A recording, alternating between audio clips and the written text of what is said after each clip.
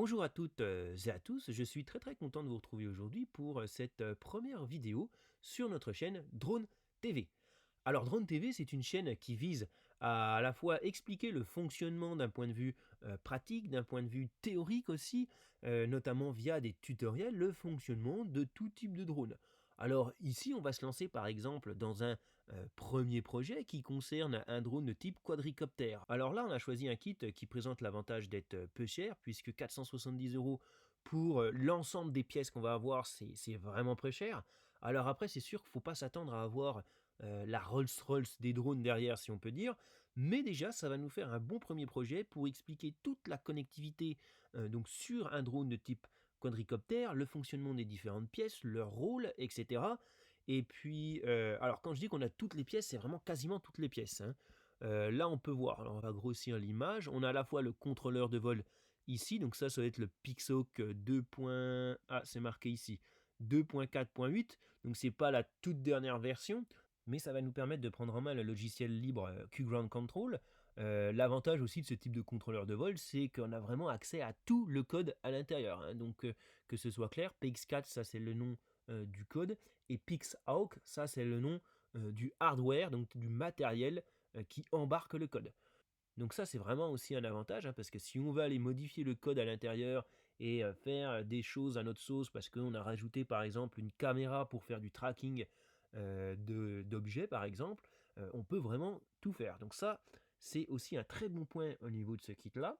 On a des connectivités, le buzzer donc, qui nous permet d'avoir des informations via le drone, donc ça on verra quel type d'informations par la suite, une carte mémoire ici, la connectivité donc qui permet de relier la batterie, donc ça c'est bien, on a même la batterie à l'intérieur, donc de la batterie on va aller alimenter derrière nos ESC, donc les ESC ça c'est des organes de puissance, hein, donc qui permettent de convertir l'énergie DC, donc ici avec les fils rouges et noirs donc qui viennent donc de la batterie à travers ce module ici, pour aller alimenter via les 3 pins qu'on peut voir ici à gauche, les moteurs que l'on a ici.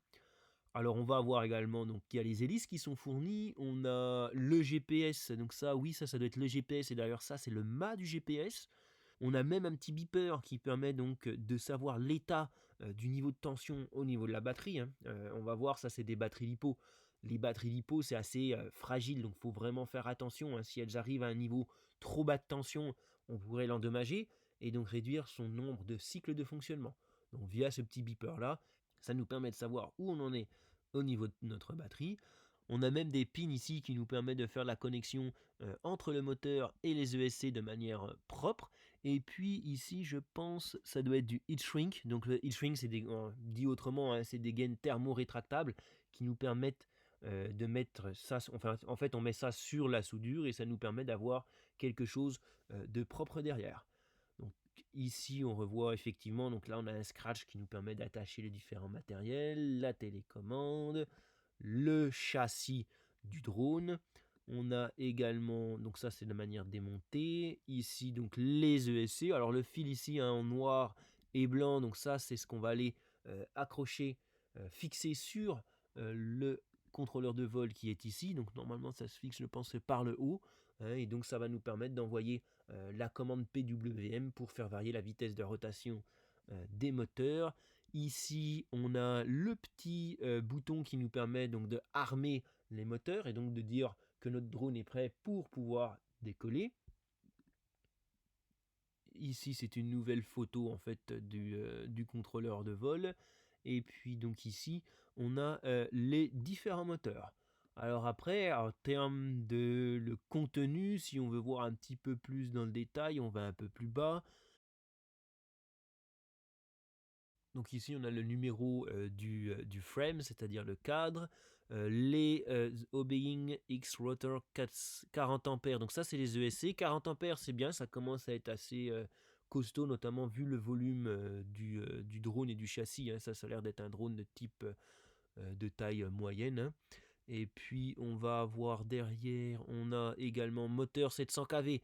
C'est peut-être un peu léger, alors on verra, mais bon, de toute façon, ça va être suffisant pour pouvoir faire soulever le drone, sinon le kit ne serait pas formé de cette manière-là. Donc les hélices sont en fibre de carbone, ça je sais pas si à terme hein, je garderai ce type d'hélice là On verra bien à la réception ce que ça donne. Ce qu'il faut avoir en tête, c'est qu'on va probablement, casser des hélices, hein, ça c'est assez fréquent. On verra aussi au niveau du moteur comment ça se fixe. Donc ça, c'est vraiment à la réception qu'on va se rendre compte, de tout ça. Ce qu'on sait, c'est que, tout ça, ça va pouvoir se monter ensemble, ça, il y a pas de doute. Après, dans des pièces au niveau des pièces de rechange, on verra, par la suite comment on va faire, puisque des hélices, c'est sûr qu'on va en casser, hein, ça c'est assez, fréquent. Le contrôleur de vol, OK. On a donc le module GPS avec compas, donc ça c'est intéressant. On a également la batterie LiPo, donc ce qui est intéressant, à avoir avec, surtout que ça c'est pas donné en général. Alors après, je sais pas s'il y a le chargeur de LiPo derrière. B3 Pro Charger. Donc ça, je sais pas, est-ce que c'est le chargeur LiPo qui va avec? Ça me surprendrait qu'il y ait le chargeur de LiPo avec. On va regarder ça. On va voir si on tape ceci sous Google. Est-ce qu'on va trouver quelque chose à ce niveau-là? Donc ça, adapteur chargeur compact. Ah, ça a l'air d'être un chargeur de batterie LiPo, ça.